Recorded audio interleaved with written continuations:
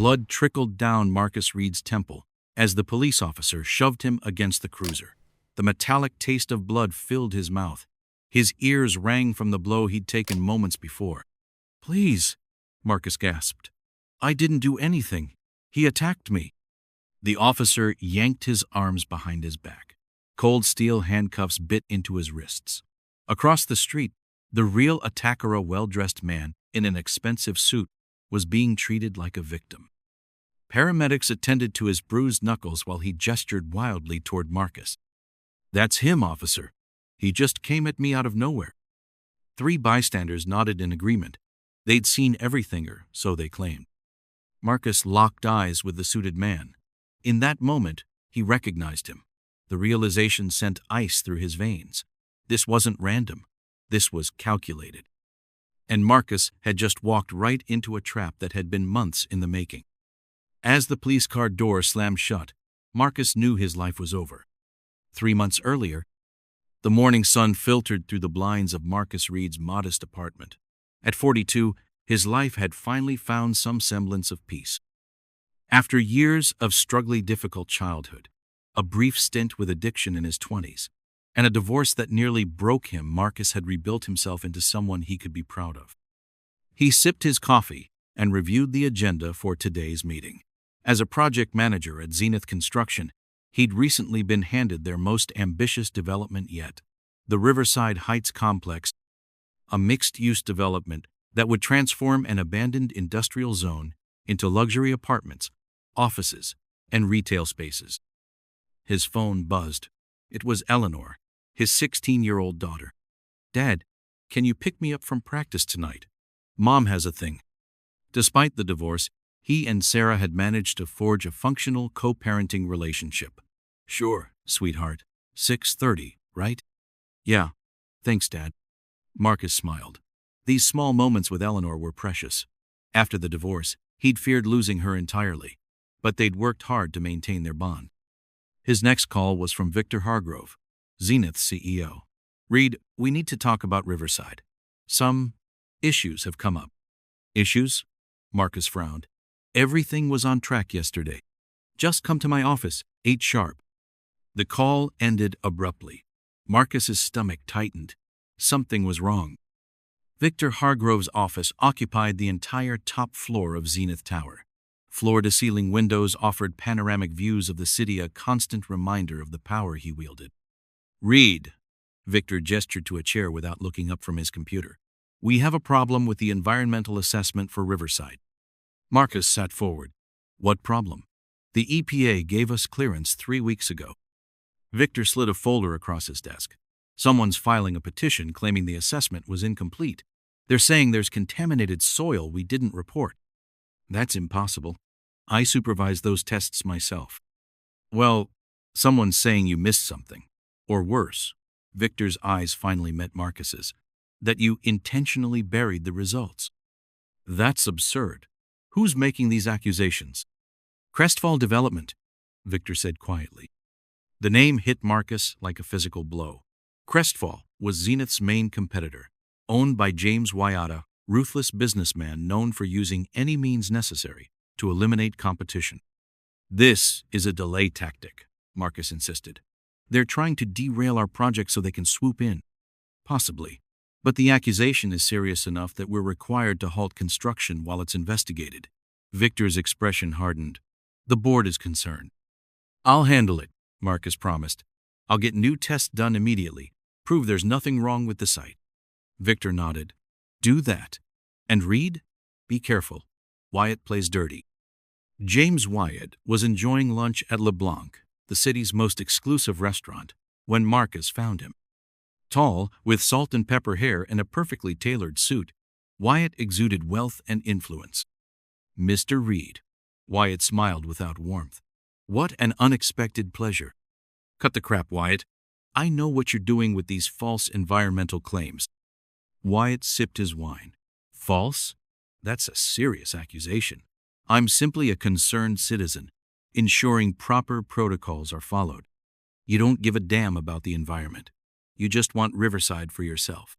"What I want," Wyatt leaned forward, "is for everyone to play by the rules. something your company seems to struggle with. We followed every regulation to the letter." "Did you?" Wyatt raised an eyebrow. "That's not what my sources indicate." "What sources?" Wyatt smiled. "Let's just say someone close to your project has been very informative." Ice formed in Marcus's stomach.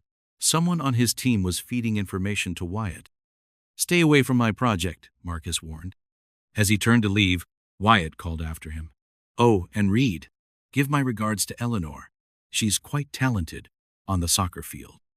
Marcus froze, then slowly turned back. "Stay away from my daughter." "Just making conversation." Wyatt's smile was predatory. "I attend my niece's games occasionally. Saw Eleanor score the winning goal last week. Quite impressive."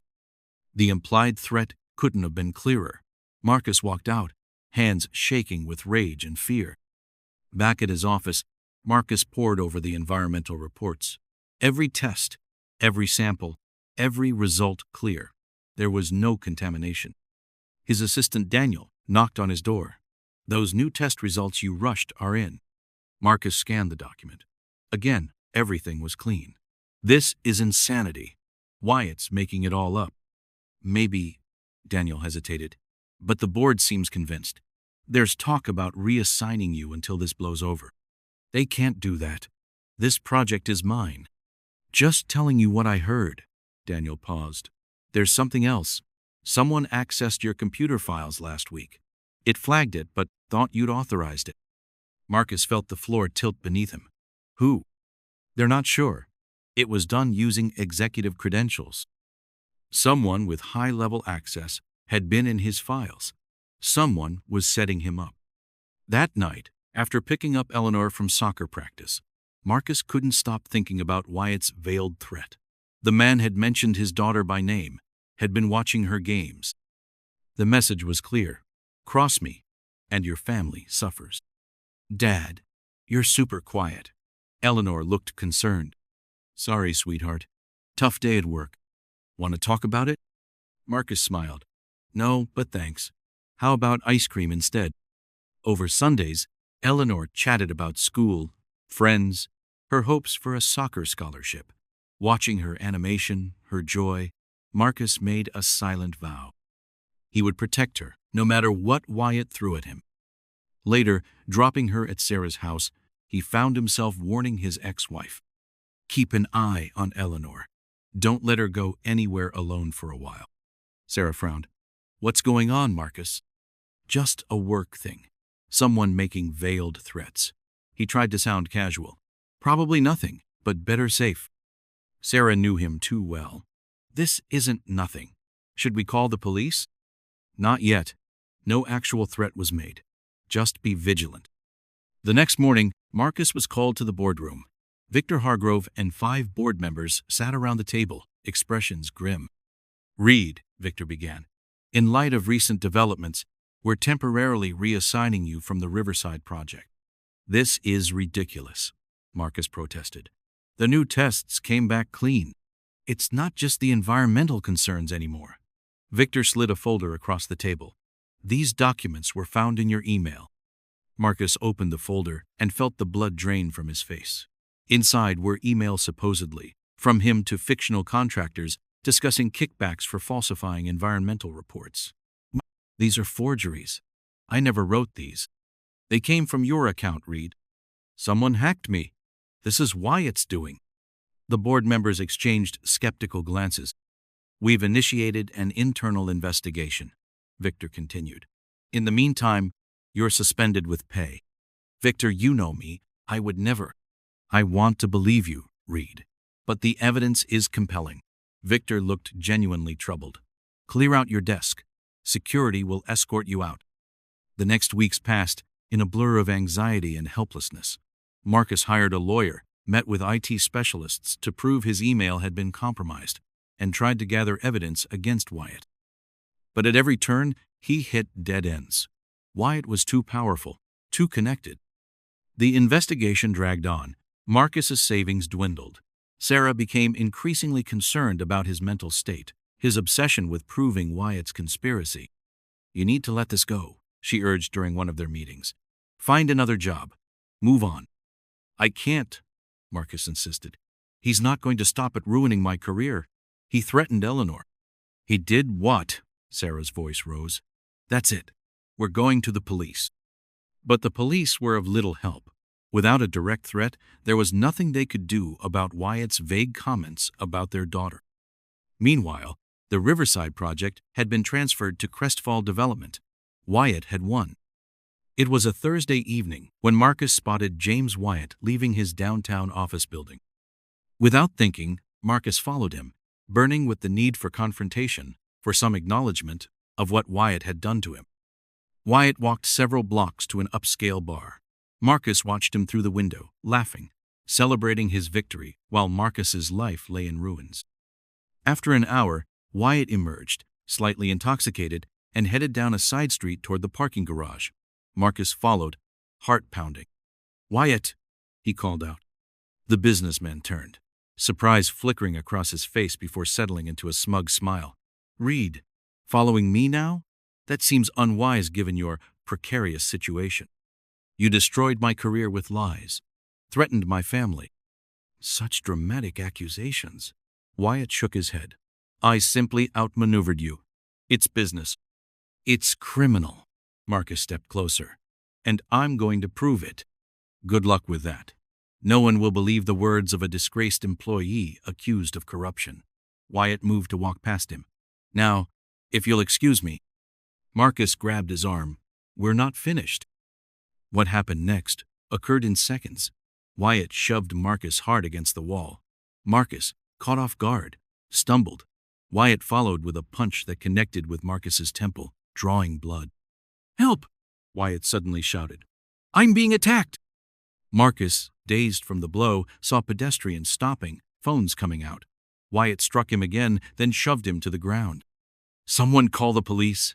Wyatt cried, playing the victim perfectly. "This man assaulted me."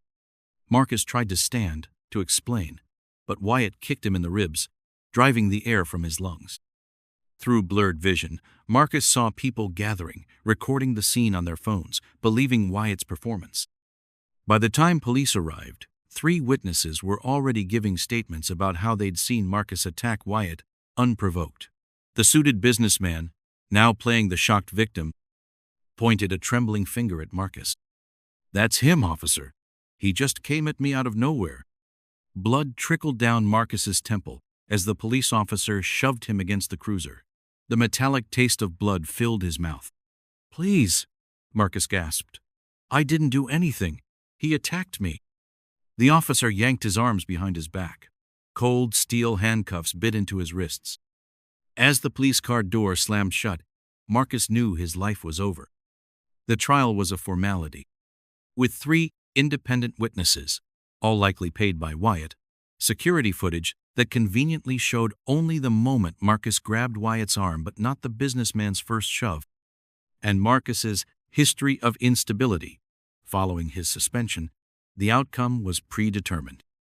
His public defender, overworked and underpaid, barely put up a fight. Sarah testified to Marcus's recent obsession with Wyatt, inadvertently supporting the prosecution's narrative of a man unhinged by professional failure. The final nail came when Eleanor, attempting to help, testified about her father's warnings, his increasing paranoia about Wyatt watching her. Instead of revealing the threat, her testimony painted Marcus as delusional. The verdict: guilty of assault. The sentence: 3 years.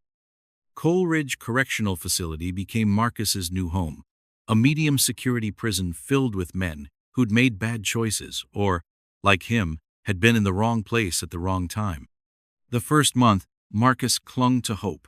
His lawyer filed an appeal. He wrote letters to journalists detailing Wyatt's conspiracy.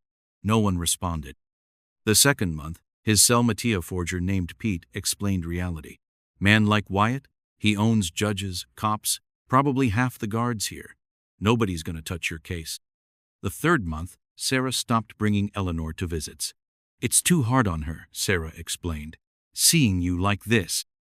The fourth month, Marcus received papers. Sarah was moving across the country, taking Eleanor with her. A fresh start. The fifth month, his appeal was denied. By the sixth month, Marcus stopped checking his mail. 2 years into his sentence, Marcus had adapted. He kept his head down, worked in the prison library, avoided trouble. The rage that had consumed him had dulled to a persistent ache. Then one day, a new inmate arrived, Daniel, his former assistant. "Holy shit, Marcus," Daniel whispered when they finally got a moment alone. "I never thought I'd see you here." "What happened?" Marcus asked. Daniel's story spilled out. After Marcus's conviction, Wyatt's company had taken over more of Zenith's projects. Eventually, they'd acquired the company entirely. Daniel had discovered financial irregularities, evidence of bribes, falsified documents. "I tried to blow the whistle," Daniel explained. "Next thing I know, child pornography is found on my computer. It was planted, obviously, but—" he shrugged helplessly. "Wyatt," Marcus nodded. "Same playbook." "There's more." Daniel leaned closer. "Victor Hargrove? He was working with Wyatt the whole time. He's the one who gave Wyatt access to your files, your email." The betrayal hit Marcus anew. His own CEO had set him up. "Can you prove any of this?" Marcus asked, hope flickering for the first time in years. Daniel's expression fell. "I had evidence, files, but they were seized when I was arrested. Now, it's just my word, and I'm a convicted sex offender." He laughed bitterly. "Who's going to believe me?" When Marcus was released a year later, the world had moved on. Zenith Construction no longer existed, absorbed entirely by Crestfall.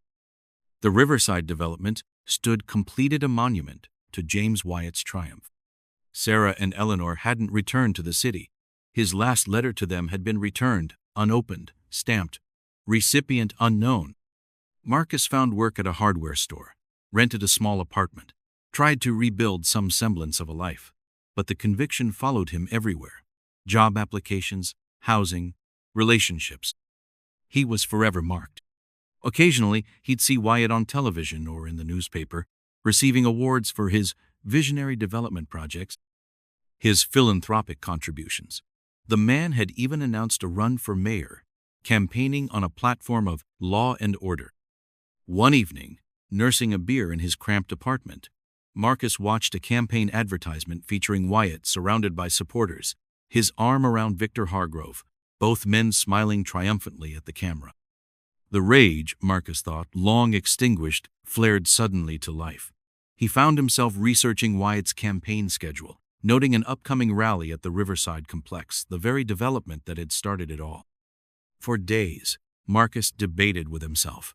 Confronting Wyatt again would only lead to disaster. He knew this, and yet the injustice burned in him like acid. The rally was packed with supporters. Security was everywhere. Marcus wore a baseball cap pulled low, sunglasses, trying to blend with the crowd. Wyatt took the stage to thunderous applause. "This development," he gestured around at the gleaming buildings, "represents what our city can become when we work together." The crowd cheered. Marcus felt sick. After the speech, Wyatt worked the crowd, shaking hands, posing for photos. Marcus maneuvered closer, heart pounding. Then, suddenly, they were face to face. Wyatt's smile faltered momentarily as recognition dawned. "Reed," he said quietly, "I'm surprised to see you here."